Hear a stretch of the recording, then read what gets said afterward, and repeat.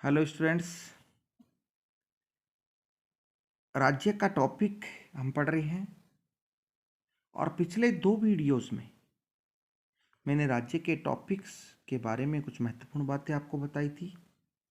पहले वीडियो में राज्य का अर्थ, राज्य की उत्पत्ति से राज्य का अर्थ और राज्य के बारे में राजनीति विज्ञान के जो विद्वान हैं उनके द्वारा जो मत व्यक्त किए गए हैं, राज्य को परिभाषित उन्होंने किया अपने मतों के माध्यम से। उन सभी मतों का मैंने विश्लेषण आपको किया था। दूसरे वीडियो में राज्य के तत्व एवं राज्य के लक्षणों की व्याख्या मैंने की थी और इस वीडियो में, इस तीसरे वीडियो में एक बहुत ही इंपॉर्टेंट राज्य का टॉपिक हम लेंगे और टॉपिक है राज्य की उत्पत्ति के सिद्धांत। आपके कॉम्पिटिशन्स के एग्ज़ाम की बात करें या एकेडमिक एग्ज़ाम की बात करें, बीए फर्स्ट ईयर की हम बात कर लें, बीए फर्स्ट ईयर का जो आपका पेपर होता है उसमें राज्य की उत्पत्ति के किसी भी सिद्धांत के बारे में छोटा क्वेश्चन पूछ लिया जाता है। या राज्य की उत्पत्ति के सिद्धांतों का वर्णन करो, ये एक बड़ा क्वेश्चन भी पूछ लिया जाता है जिसमें सभी सिद्धांतों का वर्णन करना पड़ता है। विद्वानों ने राज्य की उत्पत्ति के अलग अलग सिद्धांत दिए, अलग अलग मत व्यक्त किए। राज्य की उत्पत्ति किस प्रकार से होती है उसके अलग अलग सिद्धांत प्रतिपादित किए और कुल मिलाकर मैं आपको राज्य की उत्पत्ति के 6 सिद्धांत राजनीति विज्ञान में हैं। राज्य की उत्पत्ति के उन 6 सिद्धांतों का विश्लेषण मैं इस वीडियो में करूंगा। और राज्य की उत्पत्ति के जो 6 सिद्धांत वो कौन कौन से हैं। पहला सिद्धांत हम लेंगे देवीय उत्पत्ति का सिद्धांत। दूसरा लेंगे शक्ति या बल प्रयोग का सिद्धांत। तीसरा लेंगे सामाजिक समझौते का सिद्धांत। चौथा लेंगे मात्र सत्तात्मक सिद्धांत। पांचवा लेंगे पितृ सत्तात्मक सिद्धांत और छठा लेंगे ऐतिहासिक या विकासवादी सिद्धांत। तो राज्य की उत्पत्ति के ये 6 सिद्धांत प्रतिपादित किए गए, व्यक्त किए गए। इनको एक एक करके मैं आपको बताऊंगा कि कौन सा सिद्धांत राज्य की उत्पत्ति किस प्रकार से मानता है। तो सबसे पहले हम लेंगे राज्य की उत्पत्ति का देवीय सिद्धांत। राज्य की उत्पत्ति का देवीय सिद्धांत या देवीय उत्पत्ति का सिद्धांत इसको कहते हैं। इस सिद्धांत के जो प्रमुख प्रतिपादक माने जाते हैं वो जेम्स प्रथम एवं रॉबर्ट फिल्मर माने जाते हैं। जेम्स प्रथम, रॉबर्ट फिल्मर, ये 2 विद्वान इसके प्रतिपादक माने जाते हैं। इस सिद्धांत के कुछ समर्थक विद्वान हैं जिनमें आचार्य मनु, पोप गेल्सियान, संत ऑगस्टाइन, थॉमस एक्विनास, लुई 14वें, ये इसके समर्थक हैं। आचार्य मनु, पोप गेल्सियान, संत ऑगस्टाइन, थॉमस एक्विनास, लुई 14वें, ये इसके समर्थक हैं, इस सिद्धांत के समर्थक हैं। और ये सिद्धांत क्या मानकर चलता है, तो ये सिद्धांत ये मानकर चलता है कि राजा या राज्य ईश्वर की देन है। यह सिद्धांत राज्य को या राजा को ईश्वर की देन मानता है और कहता है कि राजा या राज्य पृथ्वी पर ईश्वर का अवतरण है। पृथ्वी पर ईश्वर का अवतरण है, ये मानकर चलता है। और ये मानता है कि राजा जो है वो पृथ्वी पर ईश्वर का अवतार है, ईश्वर का प्रतिरूप है। अतः हमें राजा या राज्य की आज्ञा का पालन ईश्वर की आज्ञा समझकर करना चाहिए और कभी भी इसकी आज्ञा की अवहेलना नहीं करनी चाहिए। तो ये सिद्धांत राजा या राज्य को ईश्वर की देन मानता है तथा राजा को पृथ्वी पर ईश्वर का अवतार मानता है, ईश्वर के प्रति उत्तरदायी मानता है, उसकी आज्ञा का पालन ईश्वर की आज्ञा समझकर करना चाहिए, ये मानता है। जेम्स प्रथम ने जेम्स प्रथम ने एक पुस्तक लिखी जिसका नाम है the law of free monarchies. The law of free monarchies में जेम्स प्रथम ने कहा राजा पृथ्वी पर ईश्वर की सांस लेती हुई मरण मूर्तियां हैं या सजीव मूर्तियां हैं। राजा पृथ्वी पर ईश्वर की सांस लेती हुई सजीव मूर्तियां हैं या मरण मूर्तियां हैं। अर्थात ये मानकर चलता है कि ऊपर ईश्वर है और नीचे जो राजाएं हैं वे एक तरह से ईश्वर की मूर्तियां हैं, सांस लेती हुई मूर्तियां हैं, सजीव मूर्तियां हैं, मरण मूर्तियां हैं, ये मानकर चलता है। इसी तरह रॉबर्ट फिल्मर ने अपनी पुस्तक पेट्रियार्का, रॉबर्ट फिल्मर जो इसके दूसरे प्रतिपादक हैं, उन्होंने अपनी पुस्तक लिखी जिसका नाम है पेट्रियार्का। और इस पुस्तक में रॉबर्ट फिल्मर ने कहा कि ईश्वर ने आदम को पहला मनुष्य ही नहीं बनाया अपितु पहला राजा भी बनाया था।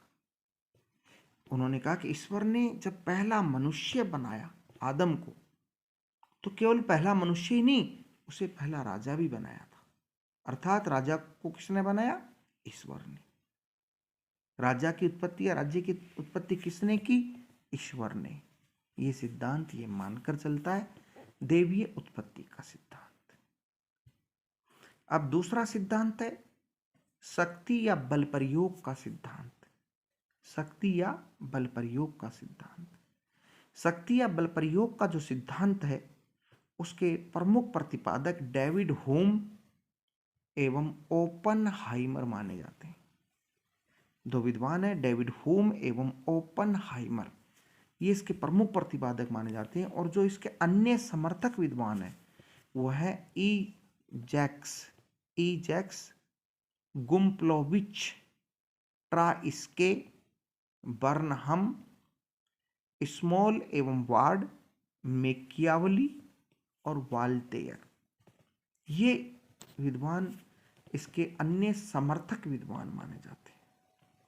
ये सिद्धांत राज्य की उत्पत्ति का मुख्य आधार शक्ति या बल प्रयोग को मानता है। राज्य की उत्पत्ति का जो मुख्य आधार है वो शक्ति या बल प्रयोग है। इस सिद्धांत का मानना है कि शक्तिशाली व्यक्ति ने अपने आप को शासक घोषित करके दूसरों पर शासन करना शुरू कर दिया होगा। इस सिद्धांत के विद्वान मानते कि राज्य की उत्पत्ति कैसे हुई? तो इस सिद्धांत के विद्वान मानते कि राज्य की उत्पत्ति इस प्रकार हुई होगी कि जब पहली बार राज्य अस्तित्व में आया तो किसी शक्तिशाली व्यक्ति ने अपने आप को राजा घोषित कर दिया होगा, शासक घोषित कर दिया होगा और अपने आदेश मानने के लिए दूसरों को बाध्य कर दिया होगा या दूसरों पर शासन करना शुरू कर दिया होगा और वहीं से राजा या राज्य की उत्पत्ति हो जाती है। अर्थात ये सिद्धांत शक्ति या बल प्रयोग, जिसकी लाठी मजबूत उसी ने दूसरों पर शासन करना शुरू कर दिया, दूसरों को अपने अधीन बना लिया, प्रजा बना लिया। यह सिद्धांत जनसंख्या वृद्धि का भी समर्थन करता है। डेविड ह्यूम ने अपनी पुस्तक on the origin of government में कहा कि जन समुदाय पर शासन करने वाला पहला मनुष्य युद्ध में विजयी रहा होगा। जन समुदाय पर शासन करने वाला पहला मनुष्य युद्ध में विजयी रहा होगा। अर्थात ये कहता है कि एक युद्ध हुआ होगा और उस युद्ध में जो सबसे शक्तिशाली व्यक्ति है वो विजय हुआ होगा, वह राजा बन गया होगा और बाकी युद्ध में हारे हुए को उसने अपनी प्रजा बना लिया होगा। सीधी सी बात है। ओपनहाइमर ने अपनी पुस्तक द स्टेट में कहा कि सबसे शक्तिशाली व्यक्ति ने सर्वप्रथम अपने आप को राजा घोषित किया होगा। जो सबसे शक्तिशाली व्यक्ति होगा उस व्यक्ति ने सबसे पहले अपने आप को राजा घोषित कर दिया होगा। इसी प्रकार जैक्स जो विद्वान है उन्होंने अपनी एक पुस्तक लिखी जिसका नाम है हिस्ट्री ऑफ पॉलिटिक्स। और जैक्स ने अपनी पुस्तक हिस्ट्री ऑफ पॉलिटिक्स में कहा कि राजनीतिक समुदाय की उत्पत्ति युद्ध में सफलता से हुई है। राजनीतिक समुदाय जिसको हम राज्य कहते हैं उसकी उत्पत्ति युद्ध में सफलता से हुई है, ये कहा जैक्स ने। इस सिद्धांत के जो प्रमुख आलोचक हैं वो ग्रीन एवं रूसो हैं। विद्वान ग्रीन एवं रूसो ने इस सिद्धांत की आलोचना की। रूसो ने क्या कहा, ग्रीन ने क्या कहा, देखिए आप। रूसो ने कहा बल तो एक शारीरिक शक्ति होती है, बल के समक्ष झुकना मजबूरी होती है, इच्छा नहीं। बल तो एक शारीरिक शक्ति होती है, बल के समक्ष झुकना मजबूरी होती है, इच्छा नहीं। अर्थात बल के समक्ष व्यक्ति मजबूरी में झुकता है, अपनी इच्छा से नहीं झुकता। इसीलिए ग्रीन ने कोटेशन दिया जो आगे मैं आपको बताऊंगा।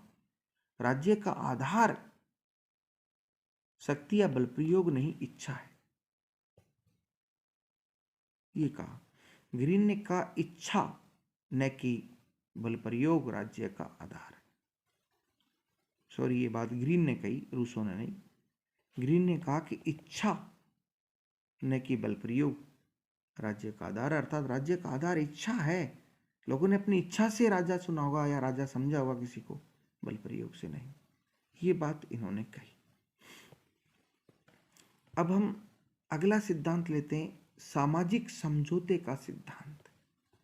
तीसरा सिद्धांत है सामाजिक समझौते का सिद्धांत। सामाजिक समझौते का सिद्धांत के प्रतिपादक है Hobbes Locke Rousseau. Hobbes Locke Rousseau, Thomas Hobbes, John Locke और जीन जैक्स रूसो, ये इसके प्रतिपादक है।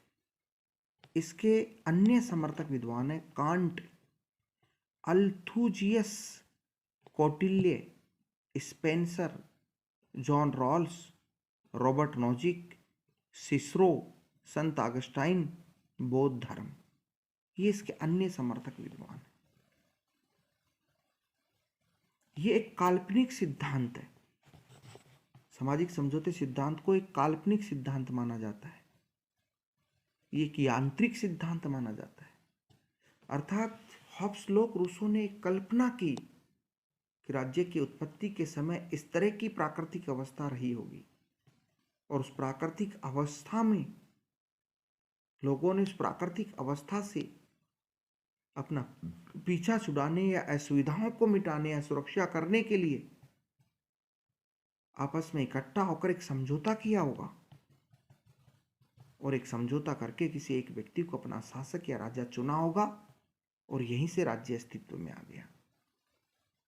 अर्थात यह सिद्धांत ये मानकर चलता है कि प्राकृतिक अवस्था में लोगों ने अपनी सुरक्षा एवं प्राकृतिक अधिकारों की रक्षा के लिए एक समझौता करके किसी व्यक्ति को अपना शासक या राजा चुना होगा, तथा उसे अपने ऊपर संप्रभु शक्ति का प्रयोग करने का अधिकार दिया होगा, ये कहता है। अब हॉब्स लॉक रूसो का जो सामाजिक समझौते का सिद्धांत है, उसकी व्याख्या अलग से जब हम पाश्चात्य विचारक पढ़ते हैं तो उसमें इसकी व्याख्या करते हैं कि इन्होंने किस किस तरह की प्राकृतिक अवस्था बताई और किस तरह से राज्य को डिफाइन किया। चौथा सिद्धांत है मात्र सत्तात्मक सिद्धांत। मात्र सत्तात्मक सिद्धांत के प्रतिपादक मॉर्गन एवं मैक्लिनन है। मॉर्गन एवं मैक्लिनन है।